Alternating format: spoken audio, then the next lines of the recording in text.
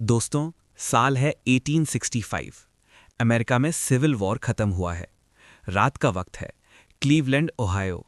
एक कमरे में एक 26 साल का लड़का बैठा है। वो शांत है, पतला है। उसकी आंखें एक बाज यानी हॉक जैसी हैं। वो अपने बिजनेस पार्टनर से बात कर रहा है।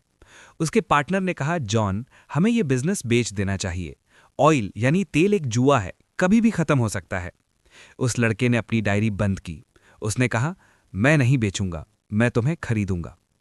पार्टनर ने कहा, तुम्हारे पास पैसे नहीं हैं। लड़के ने कहा, नीलामी करते हैं, जो ज्यादा बोलेगा कंपनी उसकी। बोली शुरू हुई, $500 से 1000, $5000। पार्टनर का पसीना निकल रहा था। $50,000, $70,000। पार्टनर ने हार मान ली।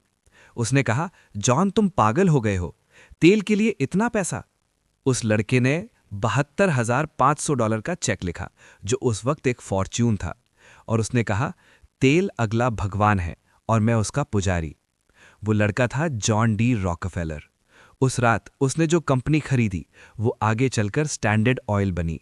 एक ऐसी कंपनी जो दुनिया का 90% ऑयल कंट्रोल करती थी।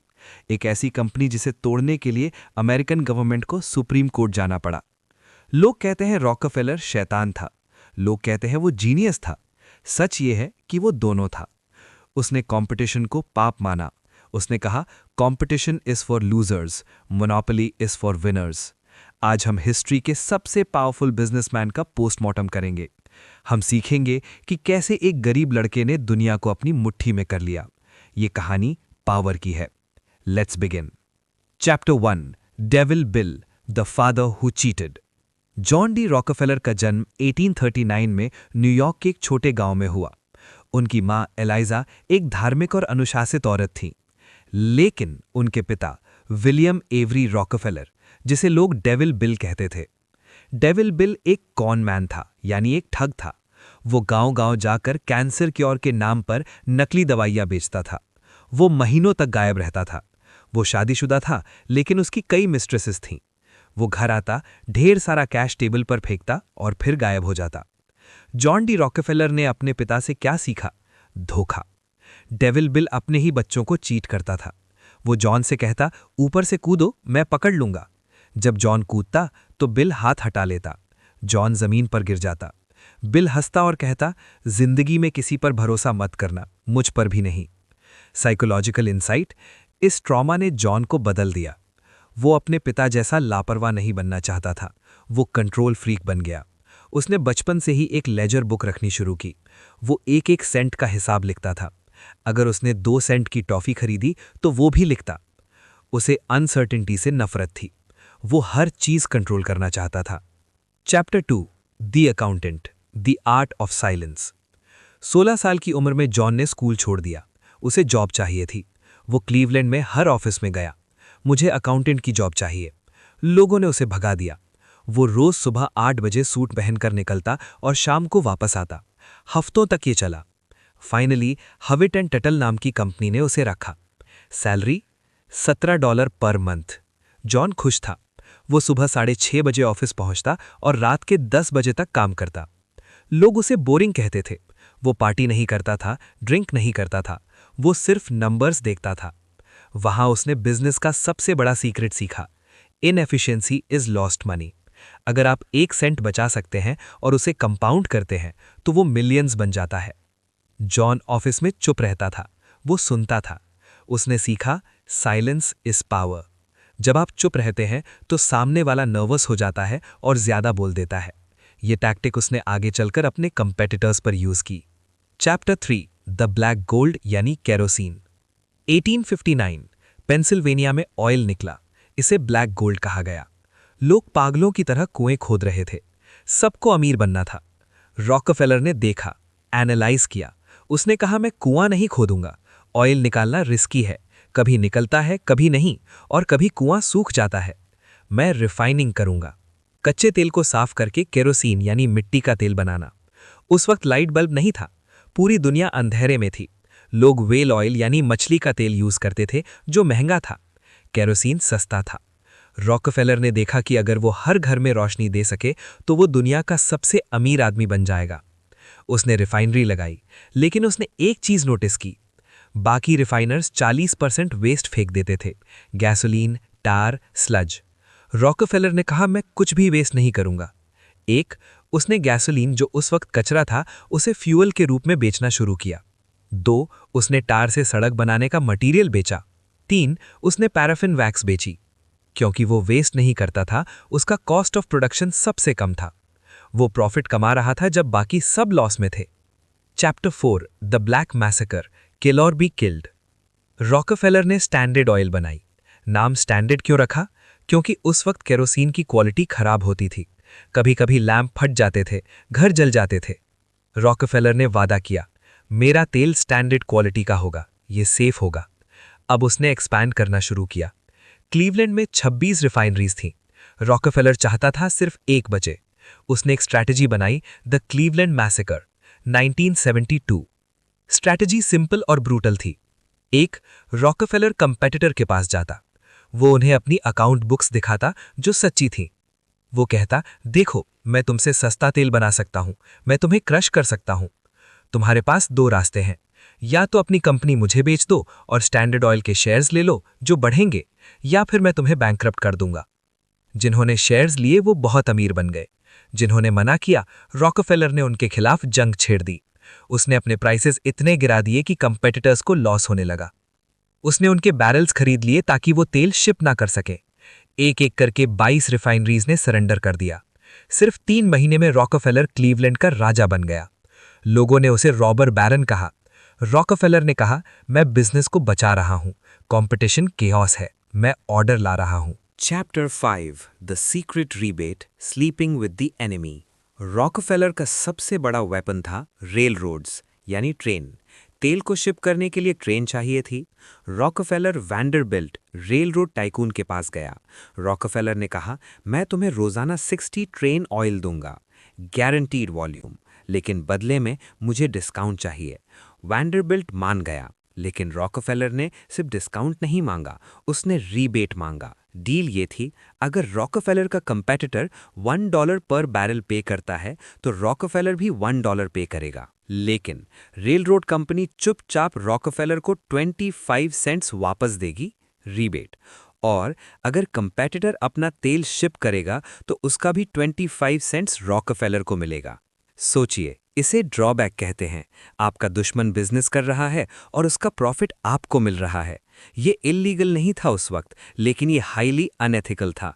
इस वेपन से रॉकफेलर ने बाकी रिफाइनरीज को सांस लेने का मौका ही नहीं दिया। Chapter 6, the pipeline war, breaking the railroads. Railroad owners Vanderbilt और टॉम स्कॉट को लगा कि रॉकफेलर उन पर निर्भर है, यानी डिपेंडेंट। उन्होंने मिलकर रॉकफेलर को ब्लैकमेल करने की कोशिश की। उन्होंने शिपिंग प्राइसेस बढ़ा दिए। रॉकफेलर गुस्सा हो गया। उसने कहा, तुम्हें लगता है मैं तुम्हारा गुलाम हूं? मैं ट्रेन यूज ही नहीं करूंगा। रॉकफेलर ने एक पागलपन भरा डिसीजन लिया।